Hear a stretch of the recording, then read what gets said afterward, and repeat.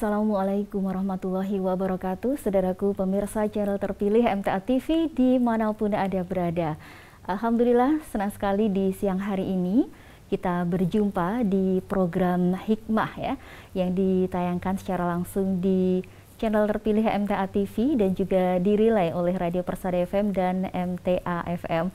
Ya, di siang hari ini saya Ida Aisyah akan berbincang dengan seseorang sosok yang dahulu pernah berkecimpung sebagai fotomodel di masa lalunya. Kemudian setelah mengenal kajian Al-Quran dan Sunnah, beliau berhijrah meninggalkan dunia fotomodel dengan segala dinamikanya. Nah, nanti kita akan berbincang lebih lanjut dengan narasumber istimewa kita. Siapakah beliau? Beliau adalah Ibu Ratu Ayu Febriani yang saat ini sudah bergabung dengan kita ya di aplikasi Zoom Meeting. Kita akan sapa terlebih dahulu. Halo, Assalamualaikum warahmatullahi wabarakatuh. Waalaikumsalam warahmatullahi wabarakatuh. Iya. Salam kenal. Salam kenal. Saya manggilnya Mbak Ratu ya. Iya. Baik. Sehat Mbak Ratu dan juga keluarga di rumah? Alhamdulillah sehat walafiat, walaupun di masa pandemi tetap menjaga kesehatan. Alhamdulillah. Dan ya seperti tadi sudah saya sampaikan sedikit ya, bahwa Mbak Ratu ini dulunya seorang fotomodel. Nah, fotomodel ini berarti suatu profesi begitu, kita mungkin memperagakan baju, kemudian diambil gambarnya untuk promosi baju atau mungkin barang-barang fashion yang lainnya. Mungkin seperti itu. Bisa dijelaskan terlebih dahulu? Iya, secara garis besar iya, seperti itu. Dulu saya pernah mengikuti kegiatan catwalk, kemudian fotomodel. Itu pernah di beberapa tempat, macam-macam, ada di hotel, di mall, kebanyakan sih di mall ya, karena di hotel tertentu aja yang saya ambil jobnya. Baik. Di situ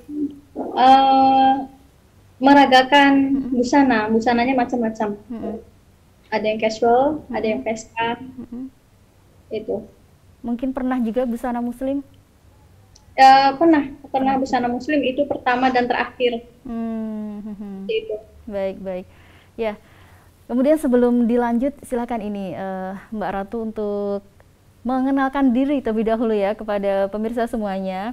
Sebetulnya Mbak Ratu ini asalnya dari mana? Sekarang domisili di mana? Kemudian kesehariannya sekarang sebagai apa? Ya, baik. Terima kasih atas waktunya. Assalamualaikum warahmatullahi wabarakatuh. Untuk semuanya, para pemirsa MTA TV dan juga para pendengar setia radio MTA. Baik, nama saya tadi sudah disebutkan oleh Mbak Ida. Saya ulang. Di sini nama saya Ratu Ayu Febriani, yang biasa dipanggil Mbak Febri, atau kadang-kadang kalau di sekolah tuh Ibu Ratu. Sekarang saya sudah berkeluarga, mempunyai 4 orang anak, 2 laki-laki dan 2 perempuan. Alhamdulillah, yang terakhir masih baby. Kemudian sekarang tinggal di Jakarta, lebih tepatnya di daerah Celincing, Komplek Dewa Kembar, Jalan Trisula nomor 1B.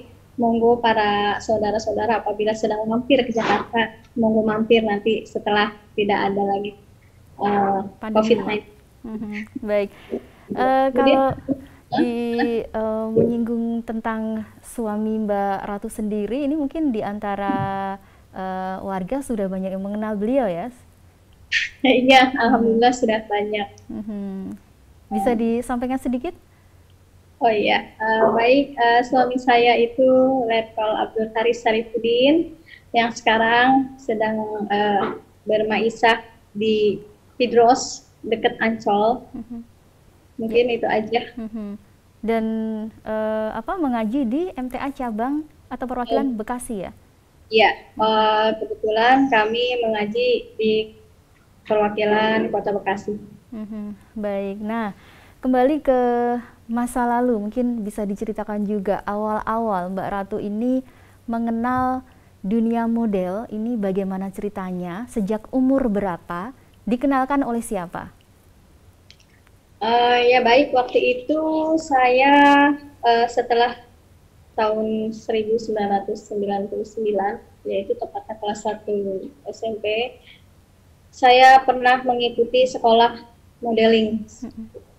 Karena itu tahunnya dari pertama-tama gini, waktu awal saya masuk sekolah, bapak saya bilang gini, "Nak, kalau kamu masuk negeri, papa belikan motor," bilang gitu. Benar, gitu kan? Saya tanya, emang benar Pak? Ya, ternyata alhamdulillah benar, dan saya masuk negeri. Kemudian setelah itu pas masuk negeri sekolahan itu saya belum menggunakan hijab, sehingga saya ingat banget waktu dulu itu pas saya masuk sekolah, semua dibagikan buku agama, LKS agama. Ya.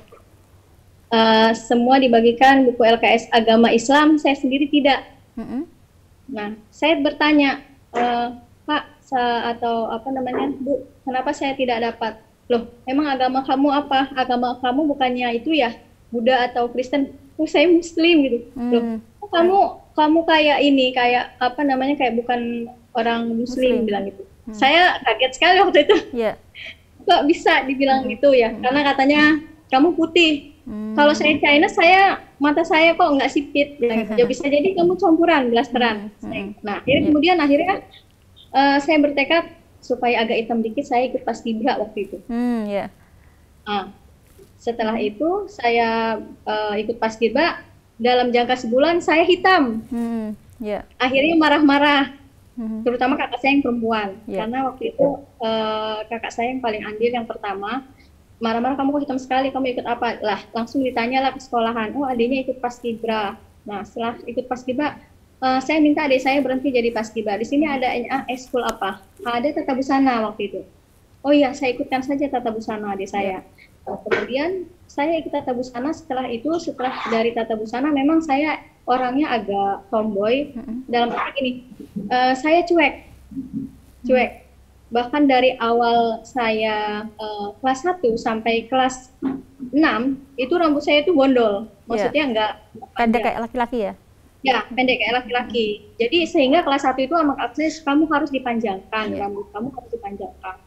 Terus kemudian dulu lebih parah lagi, rambut saya pirang. Makanya teman-teman saya itu dikira saya bukan orang Muslim, dikira dicet atau padahal emang dari aslinya seperti itu. Sehingga waktu itu saya gunakan sampo yang memang supaya hitam, lama-lama alhamdulillah hitam dan panjang. Kemudian dari situ kakak saya mendaftarkan untuk saya ikut sekolah modeling 1 tahun. Saya pertamanya awalnya kaget karena saya dalam arti gini, awalnya sih mungkin tidak cocok, dalam arti harus pakai high heels, kemudian harus belenggak-lenggok, jalan, catwalk, step turn, cara mundur, cara makan, cara jalan. Nah, kemudian dari itu saya jalanin sampai setahun. Kemudian guru saya itu anehnya dalam arti gini, saya baru lihat laki-laki tapi kok kayak perempuan. Tapi saya bilang, "Jangan bilang, kamu jangan begitu, itu guru kita." "Bukan, ini laki-laki apa perempuan, kok jalannya lenggak-lenggok," gitu kan. Kemudian saya berpikir lagi gini, oh mungkin udahlah urusan mereka masing-masing. Dari situ saya mulai, oh begini ya kehidupannya, oh begini ya kehidupan mereka. Dan notabene itu temennya laki-laki juga, tapi gayanya kayak perempuan. Laki-laki perempuan. Saya berpikir, ada ya orang seperti ini awalnya, karena saya belum tahu. Nah, kemudian setelah itu setahun dia pamit bahwa katanya mau keluar negeri, mau operasi kepala. Bilangnya sih, kenapa uncle mau keluar negeri, sekolah ditutup gitu kan? Karena uncle mau operasi, katanya operasi kepala.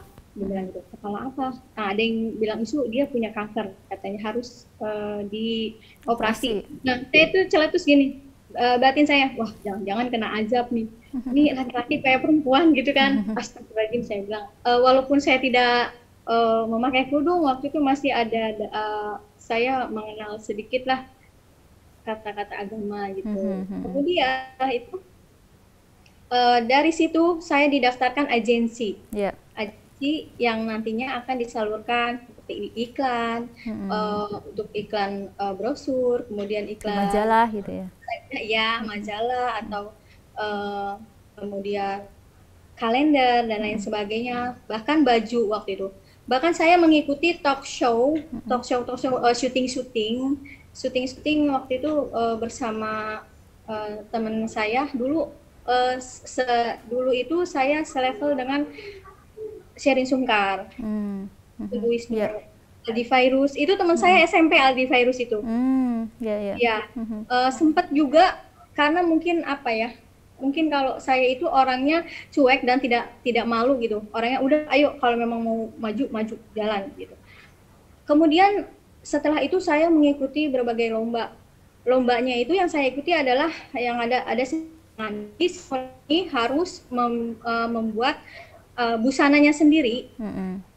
Busananya sendiri dengan rancangan sendiri, karena orang-orang itu teman saya mesti dia selalu bikin atau apa, dalam arti beli. Kalau saya bikin dari bahan mentah sehingga menjadi sebuah pola dan bikin sendiri, kebetulan dibantu oleh tante saya. Dari situ nggak cukup kakak saya menyekolahkan model. Di situ lagi saya ditambah namanya kursus pengantin. Terus ditambah lagi saya dengan umur segitu dibebani dengan saya harus kursus menjahit. Itu masih SMP? Atau itu masih SMP, itu SMP. Ibaratnya alhamdulillah luar biasa, saya dengan sekecil itu tapi sudah diajarkan sama kakak saya. Menurut saya itu berat ya. Itu sebetulnya apa maksud kakak mendaftarkan ke berbagai macam kursus itu? Jadi mungkin kalau saya tarik secara garis besar, saya itu awalnya tomboy dan tomboy ya. Cenderung dan udah cuek, dan saya itu nggak senang berbaur dengan laki-laki. Sampai teman-teman saya itu bilang jangan-jangan kamu lesbi atau gay. Lesbi atau gay, emang kamu bisa menilai seperti itu? Saya galak, cenderung galak sama laki-laki waktu itu. Nah, setelah itu kakak saya punya rencana, setelah lulus kamu ikut beasiswa kuliah di waktu itu Prancis untuk menjadi desainer, tapi orang tua saya tidak mengizinkan. Kemudian akhirnya saya masih tetap di Jakarta. Itu kalau dari SMP lulus itu juga masih berlanjut untuk dunia modelingnya? Ya, dari SMP saya berlanjut ke SMA. Waktu itu bapak saya masih kerja, masih menghasilkan uang. Saya setiap minggu dikasih uang saku. Kemudian saya juga karena bapak saya jarang ada di rumah, datangnya seminggu sekali, karena yang bapak saya tugasnya keluar kota begitu. Kemudian dari situ bapak saya tuh saya hanya taunya paling ikut ekskul, paling ikut apa. Nah, kemudian itu saya ikut masuk sekolah SMA pas kebetulan bapak saya ada masalah di kantornya. Dia bilang gini, "Nah, papa tuh pengen ngeliat kamu berhijab." Jadi kamu harus sekolahnya kalau bisa di madrasah, jangan di negeri umum. Karena dulu negeri itu bayar. Negeri itu bayar waktu itu dulu ya, nggak seperti sekarang Jakarta, alhamdulillah negeri gratis ya. Kemudian saya ngambek waktu itu. Saya ingin sekolah yang umum, yang saya inginkan itu tidak tercapai karena orang tua saya tidak ngasih. Kemudian akhirnya saya cari sekolah yang baru terbuka, maksudnya baru buka, kemudian terpelosok, dan juga muridnya tuh baru sedikit gitu. Bapak saya bilang gini, kamu nggak usah kecewa. Kan waktu itu papa saya itu nggak bisa menuruti keinginan saya untuk sekolah di SMA yang saya inginkan, karena memang kondisinya waktu itu bapak saya ada masalah di kantor, ibaratnya kerjasamanya kurang cocok sehingga papa saya memberhentikan diri sepihak, sehingga katanya, "Nak, tabungan ini buat kamu sekolah bertiga," tinggal bertiga waktu itu. Tapi setelah lambat laun papa tuh ngomong gini, "Nah, mohon maaf kayaknya kurang deh, kamu cari sekolah yang murah aja ya," ngomong gitu. Papa saya ngomong gitu. Kemudian saya kecewa, kenapa harus yang murah, kenapa yang nggak bonafit atau gimana gitu. Memang ego saya waktu itu karena apa-apa dulu diturutin, berkecukupan waktu itu. Kemudian karena papa ekonominya sedang turun, bilang gitu. Saya nggak terima waktu itu. Akhirnya saya dengan sendirinya, saya nyari sekolah, daftar sendiri, bayar sendiri. Itu Terus kemudian dari hasil sebagai foto model ya, berarti? di hasil sebagai foto model. Jadi ayah saya itu nggak tahu kalau saya mendapatkan hasil pundi-pundi dari hasil pemotretan, kemudian catwalk. Nah, lagi-lagi apa namanya, pas sekolah pun bapak saya bilang gini, kamu mau sekolah dimanapun, kalau kamu mutiara, kamu akan jadi mutiara, walaupun ditumpukan sampah, katanya ngomong gitu. Oke, saya buktikan, saya bilang. Saya daftar, Mbak, saya daftar sendiri, apa namanya, biaya sendiri, itu sendiri, sehingga pas hari H mau masuk, loh, kamu kok tenang-tenang aja, belum daftar sekolah. Udah daftar sekolah, loh. Di mana, Papa kok belum tahu? Udah, pokoknya yang paling terpencil, yang Papa pengen tahu, katanya, dimanapun berada, kalau mutiara walaupun ditumpukan sampah, kamu akan jadi mutiara. Akhirnya kemudian akan saya buktikan, dan benar sekali di sekolahan itu, di sekolah saya itu waktu itu memang muridnya baru sedikit. Waktu itu kami ada 3 angkatan, saya di kelas 1, 2, dan 3. Nah, angkatan saya itu hanya beberapa anak. Nah, kemudian saya buktikan kalau misalkan sekolah ini harus maju. Kepala sekolahnya bilang, nak, abis kamu lulus kita mau tutup sekolahnya. Dia bilang gitu, Bu, Mbak Dia bilang, loh Pak, kenapa harus ditutup? Bapak kan baru mulai, kenapa malah mau yang ditutup gitu? Akhirnya, habis gimana? Kita promosinya tidak ada. Terus muridnya sedikit, yang berpotensi tidak ada. Saya bilang gini, saya tantang kepala sekolah. Bapak mau sekolah yang terkenal? Gitu. Karena apa ya? Saya dari kecil tuh udah jiwa komersil, dalam arti bukan atau gimana. Terus saya bilang, terus gimana nak caranya? Asal Bapak backing saya bilang gitu. Maksudnya nak, saya akan kenalkan nama sekolah ke sekolah-sekolah lain, saya akan boomingkan sekolah ini, yang penting Bapak backing saya. Contohnya apa? Saya nanti ikut lomba-lomba Pak, nanti bawa nama sekolah, semua hasil lomba nanti saya beritahukan ke Bapak. Terus caranya gimana? Bapak nggak usah khawatir. Untuk cari informasi biar saya yang laksanakan. Terus nak, di sini Pak, Bapak harus bikin namanya organisasi OSIS. Siapa nak? Kamu bisa, tenang Pak. Jadi saya ketuanya, saya anggotanya, saya semuanya. Itu benar-benar subhanallah banget, itu berat banget awalnya. Kemudian saya ikut lomba, cerdas cermat, segala ikut beasiswa ke sekolahan, ke basis, kemana-mana saya ikut, saya bawa nama sekolah. Setiap saya pulang, alhamdulillah mendapatkan juara. Jadi setiap hari Senin upacara, mesti ada penerimaan ya piala. Iya, juara 1, karatu bosan gitu. Alhamdulillah lama-lama dikenal dan banyak siswanya sehingga tidak jadi ditutup. Sampai sekarang saya jadi legend. Ayo dong sharing-sharing, bilang gitu. Kemudian Pak, itu semuanya dari hasil lomba model tadi ya? Ya, itu waktu di SMP beda lagi. Ini di SMA. Itu di SMA. Di SMA. Terus, nah kamu yakin Pak, kalau Bapak sendiri yang punya sekolah tidak yakin, bagaimana saya? Saya itu optimis loh Pak. Kita akan maju dan berkembang. Ya. Baik. Kemudian, benar. Jadi setiap kalau ada lomba, Pak, saya butuh transportasi. Apalah daya, saya ini anak sekolah. Saya nggak mungkin minta sama orang tua saya. Orang tua saya itu jarang di rumah. Dengan pintarnya berbicara saya, akhirnya di ACC. Sehingga hadiah uang piala itu diberikan kepada saya, dan sekolah ngambil duplikatnya saja. Luar biasa. Kebalik ya, iya. Kalau sekarang biasanya duplikat ke siswa. Nah, kalau saat ini enggak. Nah, makanya ya Allah subhanahu banget. Terakhir itu saya berpikir gini, kenapa buka-bukaan itu bisa menang? Saya mau coba. Cantik itu nggak harus buka-bukaan. Saya pengen coba yang berhijab. Kemudian saya putar otak lagi, saya rancang baju dan lain sebagainya, udah siap materi, udah siap saya kumpulkan, saya ajukan ke kepala sekolah. Pak, tolong izinkan saya mau ikut lomba fashion show tingkat DKI Jakarta dengan busana muslim. Tahun berapa itu?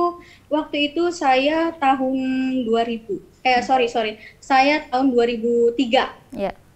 Ya. Nah, kemudian pas saya ngajukan, kepala sekolahnya bingung. Kamu yakin yuk? Kadang Ratu, kadang Ayu, kadang Feby. Ya, terserah Bapak bilangnya apa ya. Kamu yakin? Insya Allah Pak. Kalau saya tekad, Insya Allah saya bisa. Terus untuk bahan, untuk baju, untuk apa, Bapak nggak usah pikir. Itu semua saya. Kebetulan dulu ada guru saya namanya Ibu Lisnur. Dia memang waktu di sekolah dia mendukung sekali. Waktu itu Bu Lisnur itu guru bahasa Jepang. Dia pinter make up. Saya belajar dari dia make up karena dia dulu sebelum jadi mengajar guru dia bekerja di perusahaan asing. Alhamdulillah, walaupun saya di sekolah yang katanya orang ecek-ecek, orangnya sedikit, tapi guru-guru saya bonafit semua. Ilmunya saya ambil semuanya. Sampai ke komputernya. Alhamdulillah waktu itu. Nah, kemudian setelah itu saya buktikan diantar oleh guru saya itu yang guru bahasa Jepang ini dengan kamu yakin yuk doain ya Bu, Bismillah gitu kan. Udah saya bawa baju kostum sendiri dengan model seadanya yang kita bikin sendiri, kemudian dandan ala kadarnya. Saya pede Bismillah jalan. Alhamdulillah juara 1 saya dapat waktu itu, dapat uang sama trofi. Kemudian saya kasihkan ke kepala sekolah cuma mengucapkan bangga dan salut, dikembalikan lagi ke saya. Kemudian abis ini program apa lagi yang kamu bikin? Saya mau bikin film FTV Pak. Kamu yakin? Bilang gitu. Insya Allah Pak, saya bilang gitu. Kemudian akhirnya gimana ya Mbak Ai? Saya itu nggak mau diem dulu, itu memang otak itu berpikir apalagi. Lalu kemudian Pak di sini ada lomba bikin FTV anak sekolah, hadiahnya lumayan 30 juta Pak. Tapi kalau menang ini apa ya? Hadiahnya gimana Pak? Tenang, tuh bisa diatur. Yang penting kamu buat dulu. Tapi masalahnya saya nggak punya kamera Pak. Gimana? Bapak carikan, bilang gitu. Alhamdulillah, saya bikin skenario, sutradara, terus saya garap juga teman-teman, bukan hanya teman dari sekolah saya, tapi saya juga pakai sekolah tetangga, teman-teman sekolah saya. Kemudian kebetulan waktu itu biaya masih ada, pakai uang saku sendiri, saya nyewa angkot waktu itu. Nyewa ngasih makan teman-teman, makan siang, karena kan syuting itu dari pagi sampai sore dan di luar jam sekolah, kadang-kadang pulang sekolah sampai sore. Nah itu orang tua saya nggak tahu kalau saya itu sedang bikin apa, sedang lagi ngapain, karena taunya itu saya eskul, taunya itu saya sekolah biasa. Kemudian saya malam bikin naskah sampai jam 12 malam, saya ketik. Waktu itu komputernya masih bentuk kotak tabung, ya masih berpurun gitu ya. Tapi itu saya berusaha. Kemudian akhirnya jadilah mentah filmnya. Filmnya mentah. Waktu itu karena kameranya minjem, ceritanya ditanyakan, yuk mana kameranya? Mau dipakai dulu nih, mau ada yang nikahan, bilang gitu. Oh iya. Nah ternyata filmnya, kasetnya itu belum diambil. Belum diambil, masih ada di kamera. Ketumpuk? Enggak, masih ada di dalam. Nah, singkat cerita, saya tanya, loh Bang, perasaan film saya masih di sana deh. Mana ya? Saya mau minta gitu. Karena kan nanti mau saya itu masih mentah, jadi dioles lagi, diolah lagi sehingga jadi matang. Kemudian saya lombakan. Dengan berkelut ceritanya sepanjang lebar, katanya ujung-ujungnya bilang hilang. Nah, sebelum dia ambil, waktu itu kan saya cerita. Sebelum dia ambil, saya cerita, dia bilang, wah bagus nih yuk, bisa dijual mentah segituan. Katanya, emang berapa Bang kalau dijual? 2.500.000 katanya gitu, bilangnya. Lumayan juga ya. Bang, kalau bisa kembaliin dong gitu kan. Udah, lama-kelamaan dia berapa namanya, nggak jujur lah. Ngeles akhirnya, gitu mungkin? Ya, ngeles. Akhirnya, aduh, yuk, lupa naruhnya. Wah, kata saya, sia-sia selama ini saya udah ngorbanin waktu, ngorbanin uang, biaya, terus akhirnya ya udahlah, mungkin belum rezeki saya bilang. Tapi saya masih punya dulu naskah teks mentahnya yang saya tulis tangan dan di komputer masih ada. Tapi saya udah males bikin lagi gitu kan, dipikir udah, karena udah mau kelas 3 juga waktu itu, saya harus berhenti. Nggak sengaja nonton di TV kok ceritanya sama dengan yang punya saya, jangan-jangan udah dijual nih yang masih abang. Ada kecurigaan ke sana ya? Iya, karena dia sebelum diambil tuh dia udah mengucapkan ini bagus ini ya. Ya, ini laku tau yuk. Emang iya bang, kan masih mentah. Mentahnya laku berapa bang? 2,5 juta bilangnya. Nah, baik. Gitu.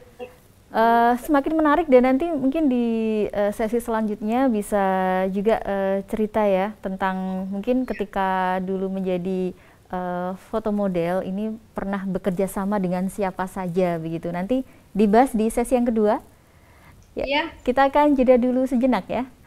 Ya, pemirsa dimanapun Anda berada, tetap bersama kami di program Hikmah Siang hari ini. Kami akan segera kembali setelah beberapa informasi berikut ini.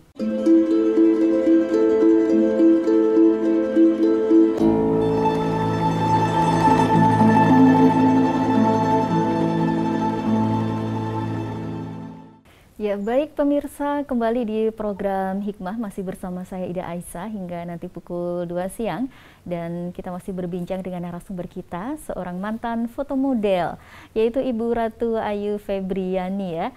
Dan untuk ke Anda pemirsa yang ingin bergabung silahkan ya, Anda bisa menghubungi kami di 02716793.000, bisa juga melalui line WA maupun SMS ya di 08112553.000.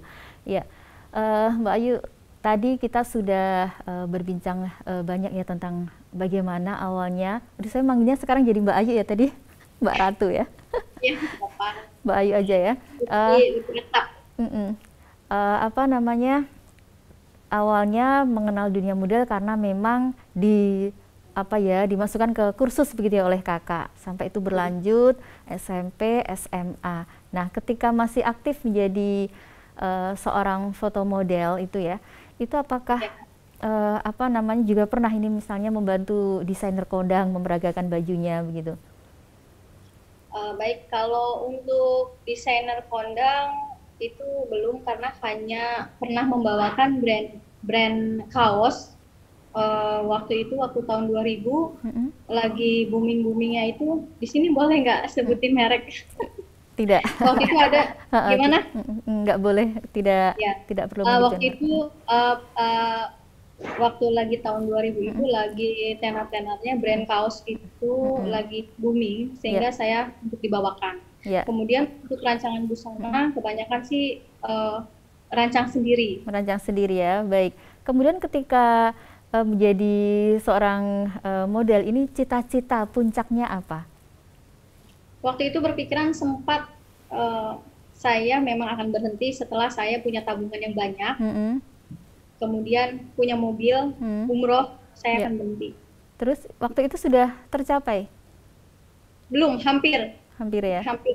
Karena kan memang perjuangan dari bawah itu tidak mudah ya. Tapi setidaknya tadi sudah bisa mendaftar sekolah sendiri, membayar sekolah sendiri, itu sudah luar biasa ya. Iya. Kemudian mohon maaf, ini mungkin secara postur ini kan yang terjun ke foto model biasanya memang tinggi semampai. Kalau Mbak Ayu sendiri berapa nih? Jadi kebetulan sebenarnya saya itu nggak terlalu tinggi ya. 158 tinggi saya. Di sini notabene saya hanya ikut foto saja untuk foto model, jadi tidak masalah untuk tinggi. Nah, untuk peragaan busana karena kita pakai model sendiri, menampilkan baju gaya sendiri, nah itu tidak masalah. Tapi tetap 12 cm dipakai. Ya, kemudian satu lagi ini ya, ketika seorang foto model berganti pakaian di belakang panggung ya, karena kita sudah harus tampil lagi misalnya dalam suatu peragaan busana, ini perlu waktu yang sangat cepat. Biasanya mereka langsung buka-bukaan di sana, tidak tengok kanan kiri ada siapa. Nah, kalau Mbak Ayu sendiri gimana ini waktu itu? Memang dunia model itu tidak pandang bulu, dalam arti gini, mau ada cowok cewek dia selalu ganti baju di ruang ganti. Maksudnya dalam satu ruangan, sedangkan emang ada khusus ruang ganti. Untuk saya pribadi, saya tidak mau kalau ganti walaupun sesama cewek dan katanya guru saya itu dia sebagai perempuan, padahal dia laki-laki, saya tetap minta di ruang ganti. Sendiri. Kalau saya tidak mengganti, saya nggak mau jadi tampil, saya gitu. Toh saya udah dibayar gitu kan. Akhirnya yaudah ini rese nih, kamu bagaimana mau bisa melesat cepat gitu, kamu kayak gini aja malu-malu. Iya dong, saya nggak mau. Dan teman-teman saya itu tidak, maaf, bagian atas itu rata-rata dia tidak pakai daleman, apa namanya, hanya ditutup hansaplas saja. Kata saya awalnya ih gitu kan, tapi saya tidak mau waktu itu. Saya tetap pakai, akhirnya kan kelihat bentuknya, terus kenapa kamu nggak copot? Saya nggak mau, kalau nggak saya nggak jadi, saya bilang gitu. Itu loh temen kamu pakai hansaplas gitu. Maaf agak vulgar ya, memang duduknya kayak begitu tuh astagfirullahaladzim. Saya alhamdulillah saya sekarang sudah bisa meninggalkan gitu. Alhamdulillah. Kemudian dulu pernah juga memeragakan ya ketika berlomba ya memakai busana muslim. Itu bagaimana perasaannya? Untuk pertama kali saya antara yakin dan tidak yakin, tapi saya bismillah, saya ini seorang muslim.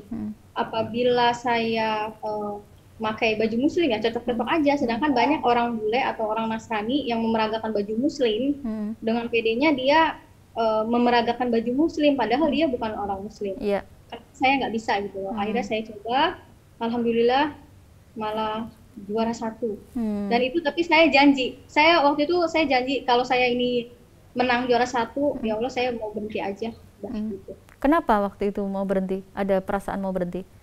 Jadi gini, waktu itu kelas 2 pas mau naik kelas 3 itu calon suami saya itu suka datang ke rumah. Waktu itu dia minta ajarin, karena atasan suami saya adalah kakak saya waktu itu. Sebelum ke India, suami saya itu ngajuin pengadaan baju. Nah, sama kakak saya di ACC untuk pengadaan baju. Dari situ lambat hari tahu bahwa bapak saya ini pinter mekanis perkapalan, sehingga banyak rekan-rekan angkatan laut yang anak mudanya pada datang untuk kursus awalnya. Ya. Oh, jadi Bapak juga seorang TNI begitu? Dari Angkatan Laut juga? Bukan, hanya rekanan. Oh, rekanan ya. Baik. Ya. Baik. Kemudian apa namanya? Sebelum tadi perkenalan dengan suami ya, mungkin mulai memakai jilbab itu kapan dan ini bagaimana ceritanya? Nah, waktu memakai jilbab itu saya kelas 1 SMA, tapi setiap keluar untuk fashion saya sempat buka. Terus kalau ke mall saya buka, tapi sholat 5 waktu saya tidak tinggalkan. Alhamdulillah dari dulu memang tidak ditinggalkan, tapi pas semenjak kenal MTA itu bacaan sholatnya berubah semua. Saya ngafal dari ulang, karena beda. Gitu. Baik. Mengenal MTA itu kapan? Apakah memang dari calon suami tadi atau seperti apa? Pertama-tama dari Mas Haris waktu itu sempat bertanya-tanya, kamu anaknya Pak Agus gitu. Iya Mas, saya anaknya Pak Agus. Gitu. Mas siapa? Saya Haris bilang gitu. Oh iya, waktu itu kan main kebetulan kakak saya ada cowok juga 2, dan kakak ipar saya cowok juga 1, hanya main biasa. Ternyata dari situ tuh mungkin nggak tahu kenapa minta kamu kok sayang banget kamu nggak pakai kerudung gini-gini. Ih Mas kepo amat sih, masing-masing aja mungkin gitu. Nah setelah itu dikasih brosur, saya dikasih brosur pengajian MTA. Lambat laun nih loh, kamu kalau ini gini-gini. Udah sepintas lalu, awalnya saya hanya cuek aja, tapi lama-kelamaan saya baca. Terus kemudian saya mulai tekun pakai hijab. Nah situ udah banyak tantangan, sampai ibaratnya kakak saya yang pertama yang perempuan itu marah. Kenapa kamu kamu kok pakai hijab, kamu masih muda, kecantikan kamu harus dikeluarkan gitu, ditutupin. Begitu bilangnya. Kata saya gini, loh bukannya rambut wanita adalah aurat, kamu tahu apa tentang agama, kamu masih kecil, ngomong gitu kakak saya. Saya kaget waktu itu. Akhirnya waktu itu saya mau keluar ke warungku, saya pakai hijab sampai kakak saya itu narik hijab saya sampai copot tuh di rumah. Saya ya Allah kok segitunya. Lambat laun kakak saya itu mencium dengan adanya kok, dengan datangnya Mas Haris ini kok adik saya kok aneh gitu. Aneh. Akhirnya kemudian saya waktu tahun berapa itu 2005 bilang gini, Dek, kamu bilangin ya, kamu telepon. Jadi itu pas nelpon, kakak saya itu di depan saya ngomong, kamu bilang sama Mas Haris, jangan ke rumah lagi, ngomong gitu. Ini membawa pengaruh buruk gitu loh menurut kakak saya, karena saya udah mulai alim, udah mulai pakai baju panjang, bahkan sama kakak ipar saya pun tidak salaman. Gitu. Jadi bisa dikatakan mulai berubah karena tadi pernah dikasih brosur pengajian MTA. Iya. Kemudian yang menjadi titik balik dari Mbak Ayu untuk berubah 100% itu apa? Nah, momen apa begitu? Waktu itu kalau kalau kamu mau tahu, ada pengajiannya di Pondok Cabe. Waktu itu pernah saya ngumpet-ngumpet, keluarga saya nggak tahu kalau saya ke Pondok Cabe. Waktu itu saya belum kenal siapa-siapa, jaraknya pun jauh sekali. Itu belum menikah ya?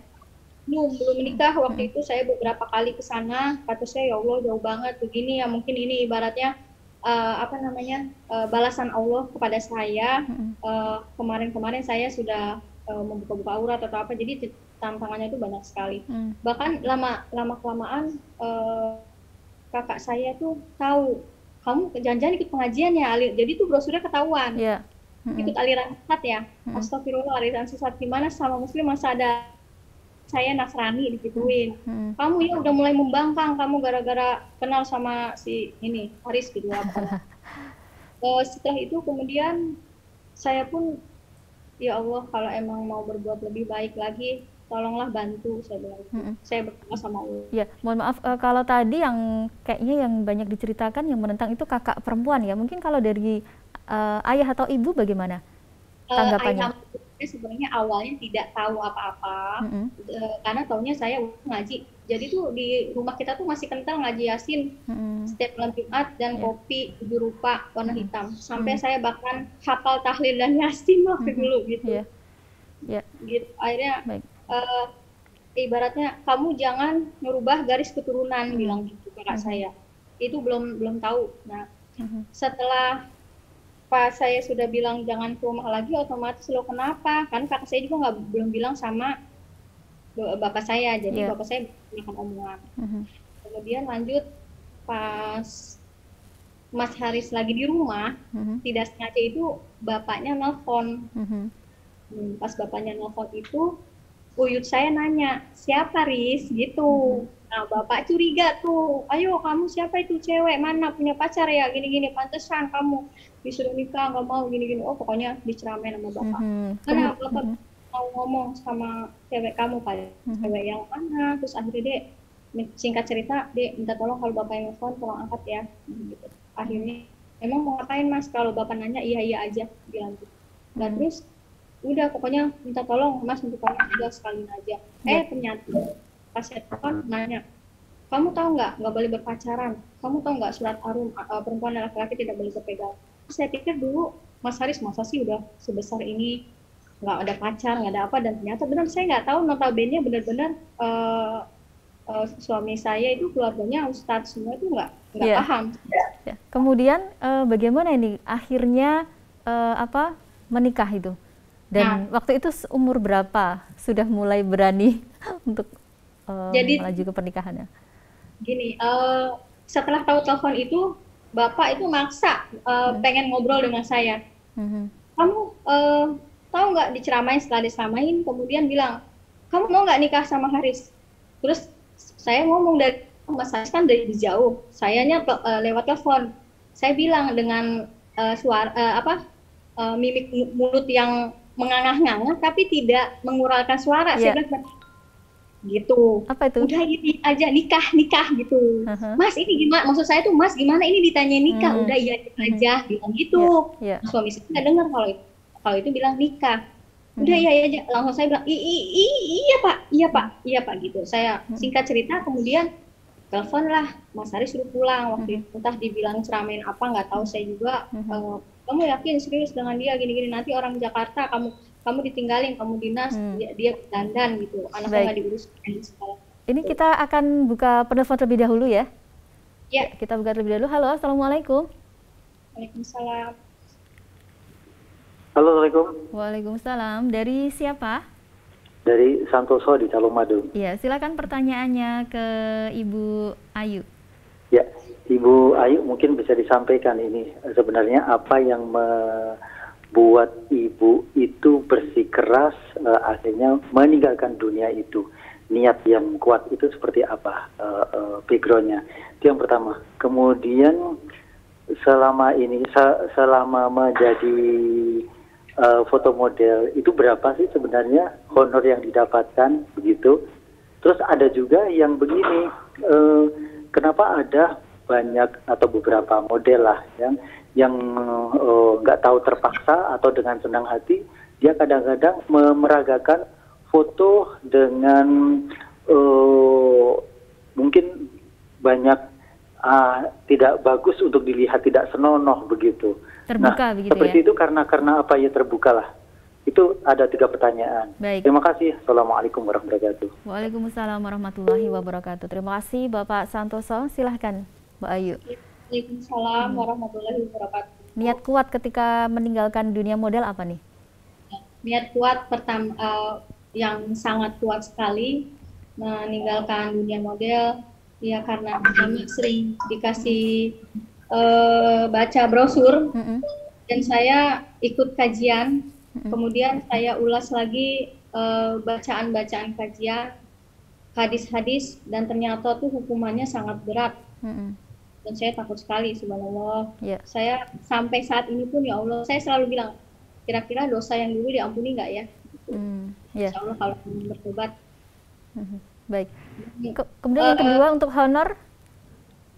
Untuk honor itu macam-macam. Dia biasanya kontrak persisten, maksudnya kontrak dalam arti nanti misalkan kita syuting 3 hari, tapi bayarannya terakhir ya gitu. Nah kalau untuk foto model biasanya ini boleh disebutkan ya nominalnya. Nah jadi zaman dulu itu saya mendapatkan honor 1 kali pemotretan itu baru 150.000 karena masih pemula waktu itu. Iya. Baik. Kemudian tadi ada beberapa model yang suka memeragakan baju atau busana yang terbuka. Kalau menurut Mbak Ayu sendiri gimana? Kalau secara saya pribadi, saya nggak berani untuk yang buka-bukaan. Tapi memang kebanyakan teman-teman saya itu dia mengekspos tubuhnya, melenggak-lengguk itu sengaja agar bisa dia terpakai lagi. Terpilih lagi. Nah, kalau saya ini kebanyakan saya memeragakan baju rancangan sendiri gitu. Jadi sehingga bisa diatur sendiri ya seperti apa. Kalau mohon maaf nih, dalam dunia model kadang juga ada yang mungkin didekati untuk mungkin dipakai begitu ya. Iya. Nah, Mbak Ayu sendiri pernah mendapat tawaran begitu? Kalau untuk tawaran yang tidak-tidak, alhamdulillah belum pernah. Cuman kebanyakan teman-teman saya yang SMA, jangankan yang model, anak SMA beda sekolah, dia bilang, kamu nggak ikutan, kemana? Jalan sama siapa? Sama om, enak tahu. Jadi sugar baby. Ya, karena kaki nanti dibeliin handphone, jajanan dan lain sebagainya. Bisa memenuhi kebutuhan ya. Ya, jangankan model, jadi tuh teman-teman yang di Jakarta itu notabene seperti itu, serem sekali gitu. Tapi ya itulah, alhamdulillah bisa lepas begitu ya dari tadi ya, foto model tadi. Karena saya udah bertekad di yang terakhir itu apabila saya dikasih juara 1 waktu itu Sri Nazar, apabila saya dikasih juara 1 busana muslim, saya tidak ikut lagi gitu di dunia model atau Terakhir ini Mbak Ayu, kita sudah di penghujung waktu, tinggal 5 menit lagi.